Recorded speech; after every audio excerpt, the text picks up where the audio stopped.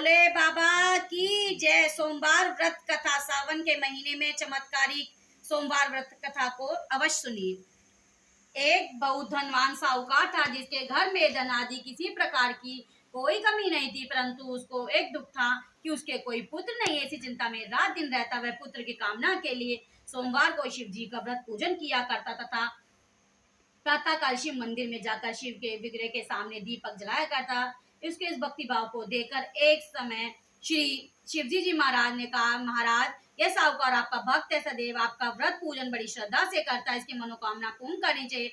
शिवजी जी ने कहा, पार्वती संसार कर्म क्षेत्र है, जैसा किसान खेत में बीज बोता है वैसा ही फल काटता है, उसी तरह संसार में जो जैसा कर्म करता है वैसा ही फल भोगता है।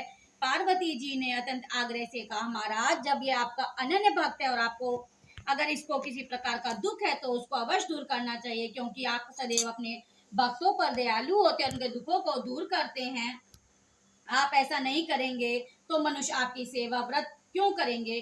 पार्वती जी का ऐसे आग्रह देख शिव जी महाराज कहने लगे, हे पार्वती इसके कोई पुत्र नहीं, ऐसी चिंता में अति दुखी रहता है, इसके कोई पुत्र ना होने पर भी मैं इसको पुत्र की प्राप्ति का वर देता हूँ। वह पुत्र केवल 12 वर्ष तक जीवित रहेगा, इसके पश्चात वह मृत्यु को प्राप्त हो जाएगा, इससे अधिक मैं इसके लिए कुछ नहीं कर सकता। यह सब बातें साहूकार सुन रहा था, इससे ना कुछ उसको प्रसन्नता हुई और ना ही कुछ दुख हुआ।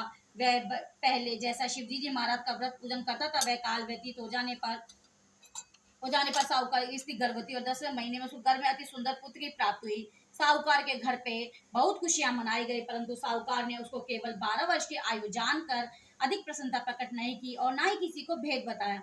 जब वह बालक 11 वर्ष का हो गया तो उस बालक की माता ने उसके पति से विवाह आदि के लिए कहा, तो वह साहूकार कहने लगा कि मैं अभी इसका विवाह नहीं करूंगा, अपने पुत्र को काशी जी पढ़ने के लिए भेजूंगा।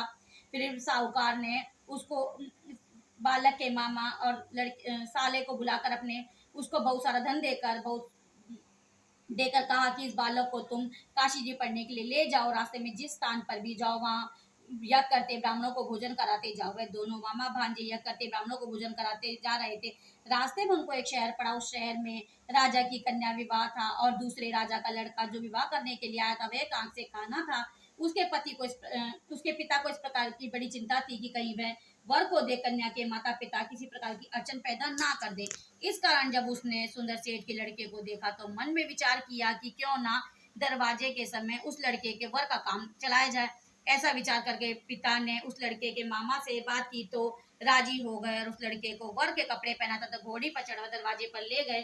सब कार्य प्रसन्नता से पूर्ण हो गए। फिर वर के पिता ने कहा कि यदि विवाह कार्य इसी लड़के से करा दिया जाए तो क्या ऐसा विचार करके लड़के के और मामा ने कहा कि यदि आप फेर और कन्यादान का भी काम करा दे तो आपकी बड़ी कृपा होगी, इसके बदले में हम आपको बहुत सारा धन देंगे। उन्होंने स्वीकार कर लिया और विवाह कार्य बहुत अच्छी तरह संपन्न हो गया। इस तरह लड़का जाने लगा। उसने राजकुमारी की चुंदड़ी के पल्ले पर लिख दिया, तेरा विवाह तो मेरे साथ हुआ, परंतु जिस राजकुमारी से तुमको भेजेंगे वह काम से कहना है मैं तो काशी जी पढ़ने जा रहा हूँ।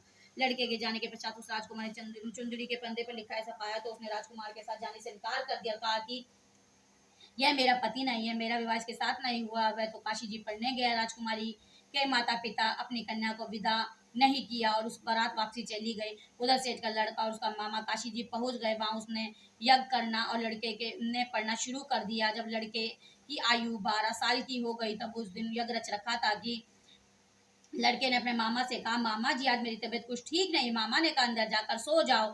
लड़का अंदर जाकर सो गया। थोड़ी देर बाद उसके प्राण निकल गए। उसके मामा ने आकर देखा तो वह मुर्दा पड़ा है। उसने बड़ा दुख हुआ और उसने कहा कि मैं अभी से रोटा पीटना मचा दूंगा, यज्ञ का कार्य अधूरा रह जाएगा। तो उसने जल्दी से यज्ञ का कार्य समाप्त कर ब्राह्मणों को भोजन कराने के बाद रोना पीटना आरम्भ कर दिया।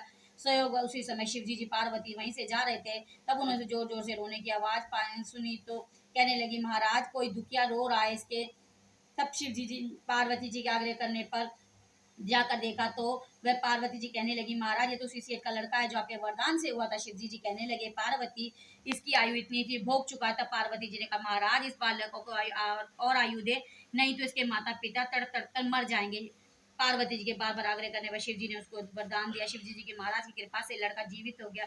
शिव पार्वती कैलाश पर्वत को चले गए। वह लड़का और उसका मामा उसी प्रकार यज्ञ करते ब्राह्मणों को भोजन कराते अपने घर की ओर चल पड़े।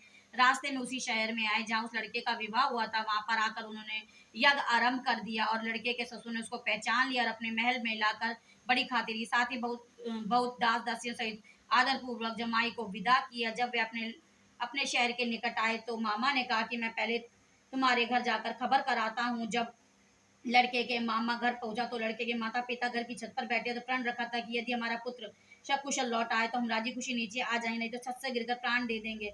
इतने में उस लड़के के मामा ने आकर यह समाचार दिया कि आपका पुत्र आ गया है। वह उनको विश्वास नहीं हुआ। तब उसने मामा ने शपथ पूर्वक कहा कि आपका पुत्र अपनी स्त्री के साथ बहुत सारा धन लेकर आया। तो सेठ ने आनंद के साथ उनका स्वागत किया और बड़ी प्रसन्नता के साथ रहने लगे। इसी प्रकार जो कोई सोमवार का व्रत धारण करता है, इस कथा को पढ़ता है, सुनता है, उसकी समस्त मनोकामना पूर्ण होती है। बोले भंडारी की जय, बोले शिव बोले भोले नाथ हमारे, कैलाश पर्वत पे है तेरा डेरा, हे भोले बाबा कर दो तुम है, बोले शंकर पर ब्रह्म अवतारी, बोले की महिमा बड़ी निराली, डमरू